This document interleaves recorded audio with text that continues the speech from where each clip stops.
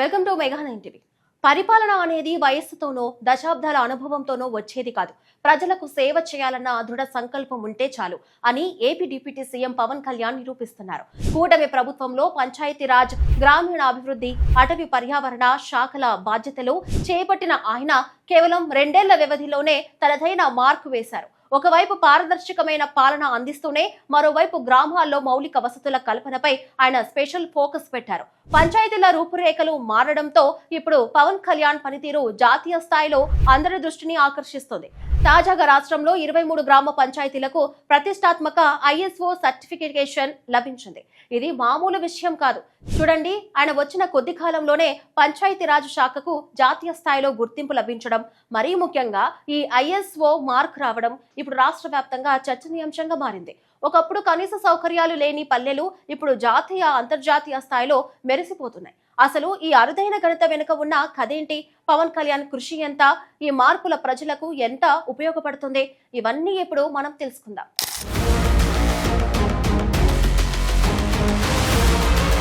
పరిపాలనలో పారదర్శకత, సమర్థవంతమైన రికార్డుల నిర్వహణ, అధునాతన మౌలిక సదుపాయాలు, ఇలాంటి అంశాలు ఈ 23 పంచాయతీలు తమ సత్తా చాటాయి. ఈ ఐఎస్ఓ గుర్తింపు కేవలం ఒక సర్టిఫికేట్ మాత్రమే కాదు, ఇది పల్లెల ప్రజల జీవితాల్లో వస్తున్న మార్పుకు సంకేతం. గ్రామ పంచాయతీలు ఇప్పుడు మరింత జవాబుదారీగా, పారదర్శకంగా పనిచేయడానికి ఈ గుర్తింపు దోహదపడుతుంది. ప్రభుత్వ పథకాలు, నిధుల వినియోగం అన్ని లెక్క పక్కాగా జరుగుతాయి. ఇది ప్రజలకు చాలా మంచి పరిణామం. ముఖ్యంగా పంచాయతీరాజ్ శాఖకు దక్కిన మరో అరుదైన గౌరవం ఉంది. అదేంటంటే దీనదయాళ్ ఉపాధ్యాయ్ పంచాయత్ సతత్ వికాస్ జాతీయ అవార్డును ఆంధ్రప్రదేశ్ పంచాయతీరాజ్ శాఖ వరుసగా 2వ ఏడాది కూడా గెలుచుకుంది. ఇది రాష్ట్రానికి చాలా గర్వకారణం. ఒక శాఖకు ఒకేసారి ఐఎస్ఓ గుర్తింపు, జాతీయ అవార్డులు రావడం అంటే దానికి వెనుక ఎంత కృషి ఉందో అర్థం చేసుకోవచ్చు. పవన్ కళ్యాణ్ బాధ్యతలు చేపట్టిన తర్వాత గ్రామీణ అభివృద్ధికి కొత్త దిశానిర్దేశం చేస్తున్నారు. పల్లెల్లో ప్రజలకు మెరుగైన సౌకర్యాలు అందించాలనే తపనతో ఆయన పనిచేస్తున్నారు.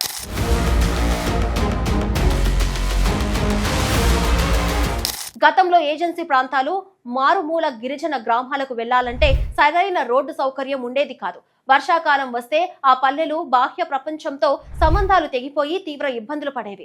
ఈ సమస్యపై పవన్ కళ్యాణ్ ప్రత్యేక దృష్టి సారించారు. గ్రామీణ ప్రాంతాలతో అటు ఏజెన్సీలోని మారుమూలల ప్రాంతాలు, ఎత్తైన కొండల్లో అత్యంత నాణ్యమైన రోడ్ల నిర్మాణాన్ని ఆయన పరుగులు పెట్టించారు. దీనివల్ల గిరిజన ప్రాంతాలకు రవాణా సదుపాయం మెరుగుపడటమే కాకుండా అత్యవసర వైద్య సేవలు కూడా సకాలంలో అందుతున్నాయి. ఈ రోడ్ల నిర్మాణంతో పాటు పంచాయతీ పాలనలో ఆయన తీసుకువచ్చిన పారదర్శకత ప్రజల మన్ననలను పొందుతుంది.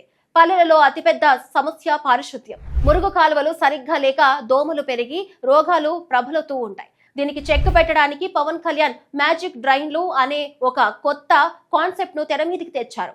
గ్రామాల్లో పారిశుద్ధ్య పరిరక్షణకు ఈ మ్యాజిక్ డ్రైన్లు ఒక బ్రహ్మాస్త్రంలా పనిచేస్తున్నాయి. ఈ మ్యాజిక్ డ్రైన్ల ద్వారా మురుగునీరు ఎక్కడా నిల్వ ఉండకుండా అండర్ గ్రౌండ్ సిస్టమ్ ద్వారా సైంటిఫిక్ పద్ధతిలో భూమిలోకి ఇంకిపోయేలా, ఫిల్టర్ అయ్యేలా డిజైన్ చేశారు. దీనివల్ల గ్రామాల్లో దోమల బెడద తగ్గడమే కాకుండా వీధులన్నీ ఎంతో పరిశుభ్రంగా, సువాసనలు వెదజల్లుతూ కార్పొరేట్ కాలనీలను తలపిస్తున్నాయి.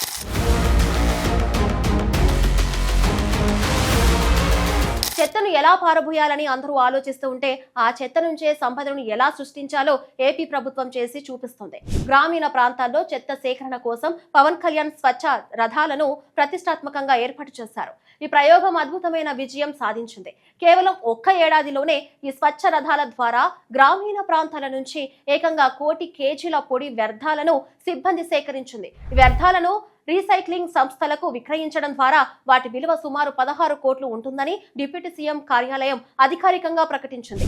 పర్యావరణ పరిరక్షణతో పాటు పంచాయతీలకు అదనపు ఆదాయం తీసుకురావడం నిజంగా గ్రేట్ అచీవ్మెంట్.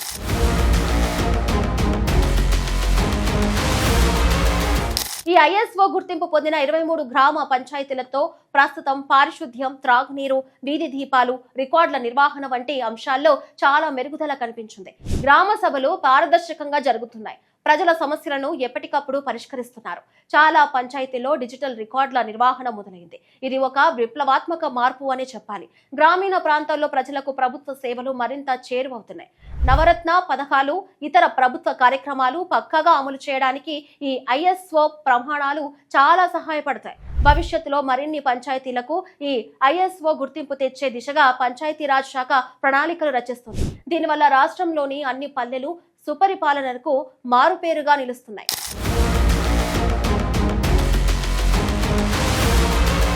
ఈ అరుదైన గుర్తింపు వెనుక పవన్ కళ్యాణ్ విజన్ ఉంది. పవన్ కేవలం సినీ గ్లామర్ తోనే కాదు, పరిపాలన దక్షతతో కూడా ప్రజల మనస్సును గెలుచుకుంటున్నారు. గత ప్రభుత్వ పరిపాలనలో కొన్ని గ్రామ పంచాయతీల్లో సమస్యలు ఉన్నాయని ఆరోపణలు ఉండేవి. ఇప్పుడు కూటమి అధికారంలోకి వచ్చిన తర్వాత ముఖ్యంగా పవన్ కళ్యాణ్ చొరవతో పల్లెల్లో పరిపాలన స్వరూపం మారిపోయింది. గ్రామ పంచాయతీలు స్వయం సమృద్ధిని సాధించి తమ కాళ్ళ మీద నిలబడాలనేది పవన్ కళ్యాణ్ ఆశయం. ఈ ఐఎస్ఓ గుర్తింపుతో గ్రామాలకు నిధుల సమీకరణలో కూడా మంచి అవకాశాలు వస్తాయి. ఒక విజన్ ఉన్న నాయకుడు పగ్గాలు చేపడితే వ్యవస్థ ఎంత వేగంగా మారుతాయో చెప్పడానికి ఏపీలో జరుగుతున్న ఈ అభివృద్ధి ఒక బెస్ట్ ఎగ్జాంపుల్. రోడ్ల నిర్మాణం నుంచి చెత్తను సంపదగా మార్చడం వరకు పవన్ కళ్యాణ్ సాధించిన ఈ విజయాలు ఇప్పుడు జాతీయ స్థాయిలో ఇతర రాష్ట్రాలకు కూడా స్ఫూర్తిగా నిలుస్తున్నాయి.